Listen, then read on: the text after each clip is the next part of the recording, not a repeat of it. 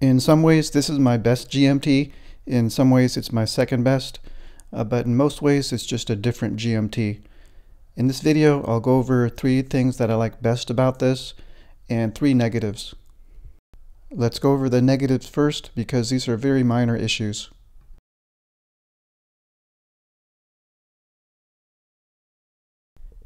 This is a 16710 from 2006.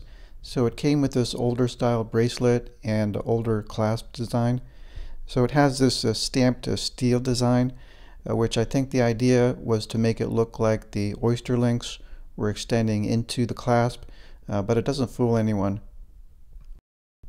And opening up the flip lock and pulling open the clasp, you can see that the steel of the clasp and the wings inside are made of fairly thin material, and they feel like you could just bend them very easily.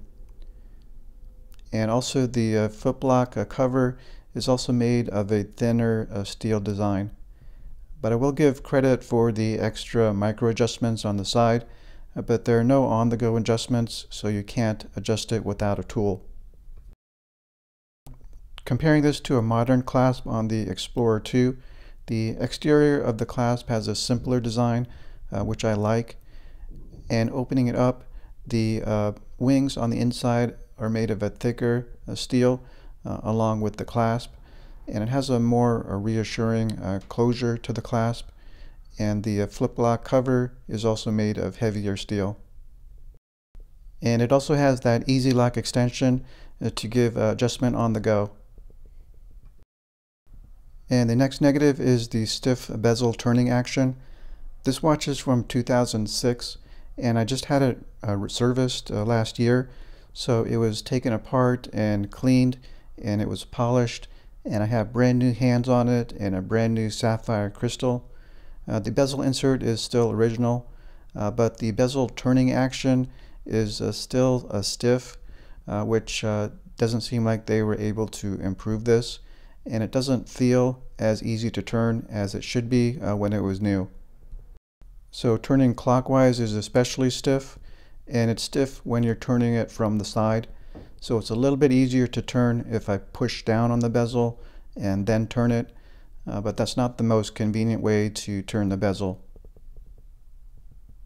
Comparing it to the modern Sea Dweller, even though this is a dive watch, the bezel action is so much more pleasant to use, and the sound is much more sweet.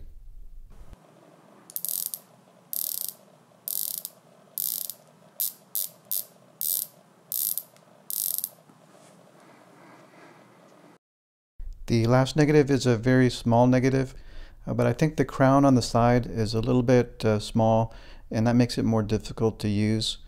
You could say that is proportional to the case, but I think if the crown was a little bit larger, it would be easier to wind the crown.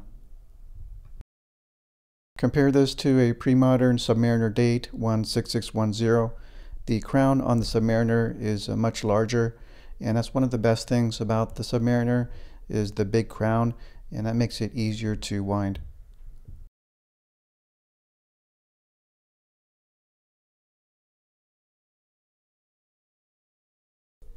I'm going to give a positive to the Oyster bracelet because it's so comfortable to wear. The 20mm lug width is perfect, and it blends in nicely with those nice and tapered lugs. And my bracelet condition is still pretty good. It's not too loose. But because the center links are hollow, it does give that benefit of being lighter on the wrist and more comfortable. But the negative from that is that it is a little bit rattly. I like that the bracelet is all brushed, unlike the current model. This gives it a vintage character consistent with the dial and the bezel.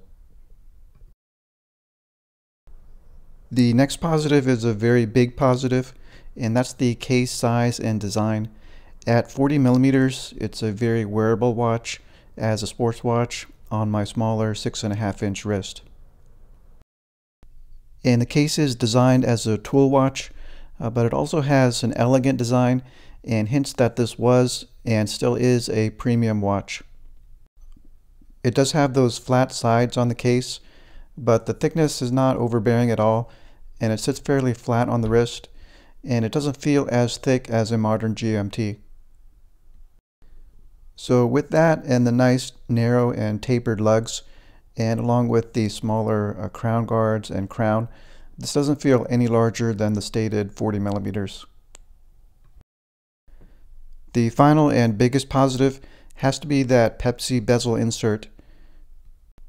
The red and blue colors of the BLRO are so classic and iconic that it's a signature that this is a Pepsi, but also that this is a Rolex.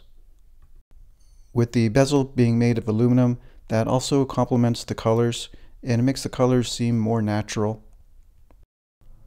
My bezel insert is from 2006 and it doesn't seem to have faded much at all, except maybe in the red, maybe there's a slight fade. But I think overall the colors look pretty close to what it would have been when it was new.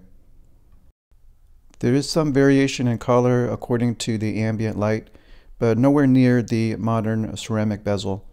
So these colors stay fairly constant. And the font of the bezel numerals now look like they're in a retro style, but they just look natural to this watch. So my favorite feature of this watch is the red and blue bezel insert, and my second favorite feature is the case size and design. For more on this topic, see my video comparing 3 Pepsi GMTs.